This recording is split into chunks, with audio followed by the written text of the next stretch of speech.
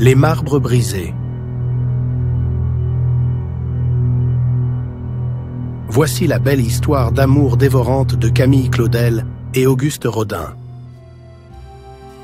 Sous un ciel gris et lourd de Paris, là où le murmure de la Seine danse avec les échos des siècles passés, deux âmes se rencontrèrent, se trouvèrent et se perdirent dans un tourbillon de passion et de folie. Camille Claudel, jeune sculptrice au regard ardent, portait en elle une flamme indomptée, une quête féroce de beauté et de vérité. Auguste Rodin, maître incontesté du marbre et de la chair, était à la fois un génie et un séducteur, attirant autour de lui les esprits créateurs et les cœurs avides. Leur rencontre fut un choc, une collision entre deux volcans prêts à érupter. Camille, à peine sortie de l'adolescence, arrivait dans l'atelier de Rodin avec une fougue qu'il n'avait encore jamais vue. Elle n'était pas seulement douée, elle était habitée par l'art et chaque fibre de son être vibrait d'une folle énergie.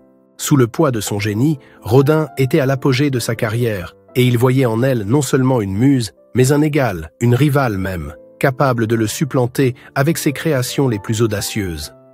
Leur amour naquit dans l'ombre des marbres, au creux des ateliers remplis de poussière et de lumière. Un jour de printemps, où la sève monte aux branches des arbres, Rodin s'était fait tailler la barbe, peut-être pour paraître plus jeune envers sa douce amie. Ce jour-là, ce fut l'échange d'un premier baiser qui deviendra torride. Auguste venait alors de tomber dans le piège de l'amour tardif.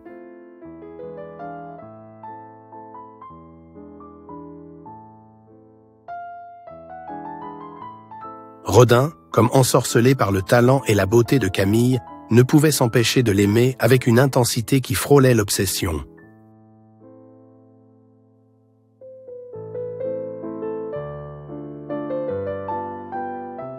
Mais il était aussi lié et enchaîné par des promesses passées à une autre femme.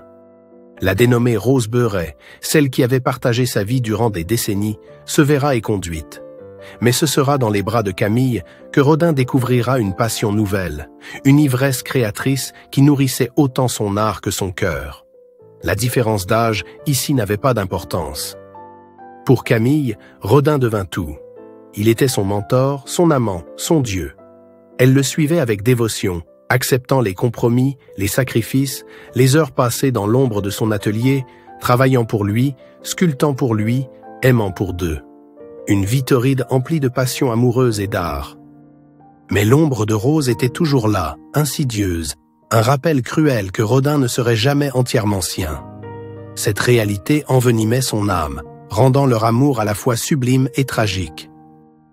Les sculptures qu'ils créèrent durant cette période étaient des reflets de leur tumultueuse relation. Dans le marbre et le bronze, ils capturaient la douleur et l'extase de leur amour interdit. L'âge mûr de Camille, par exemple, symbolisait le déchirement de leur liaison intense, un homme arraché des bras d'une jeune femme par une figure sombre, allégorie de la destinée cruelle qui les séparait. Cependant, ce qui aurait pu être un amour épique, une fusion parfaite de deux génies, se mua en un sort terrible. Rodin, incapable de renoncer à son passé, ne put jamais donner à Camille l'engagement total qu'elle exigeait. Malgré des tentatives de réconciliation infructueuses, le drame survint soudainement. Ainsi, Camille, brûlant d'un désir d'affirmation et d'indépendance, finit par sombrer dans la folie, ses rêves se fracassant contre le mur impitoyable de la réalité. Loin de Rodin, isolée, elle délaissa peu à peu son art, se perdant dans les méandres de son esprit tourmenté par une absinthe excessive. Rodin, quant à lui, continua à briller, mais l'ombre de Camille planait sur chacune de ses œuvres, un souvenir douloureux de ce qu'il avait partagé, de ce qu'il avait détruit.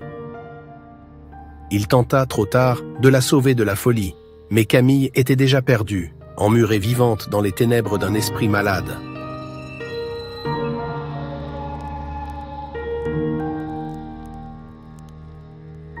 Camille Claudel restera enfermée dans un asile où elle passera les 30 dernières années de sa vie.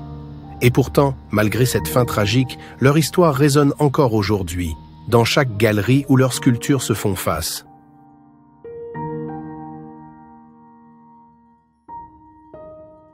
Elle était née le 8 décembre 1864 et décédera le 19 octobre 1943.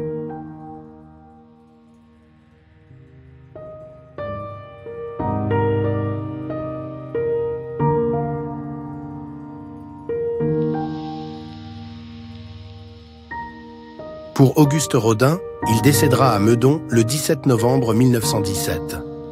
Voici deux âmes passionnées, consumées par un amour si intense qu'il dévora tout sur son passage. Un amour où l'art et la passion, la lumière et les ténèbres se confondent, laissant derrière eux un héritage aussi beau que déchirant.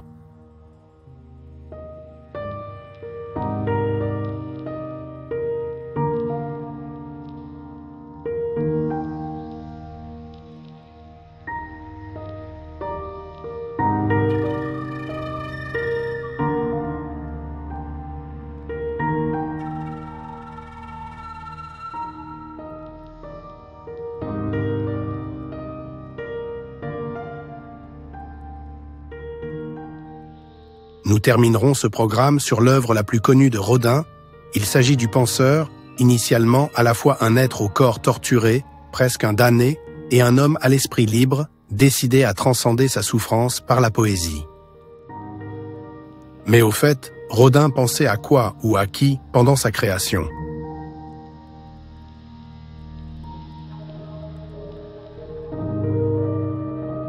Merci d'avoir suivi ce portrait résumé de ces deux artistes. Je vous dis à bientôt pour d'autres programmes culturels, avec mythes et légendes en question bien sûr.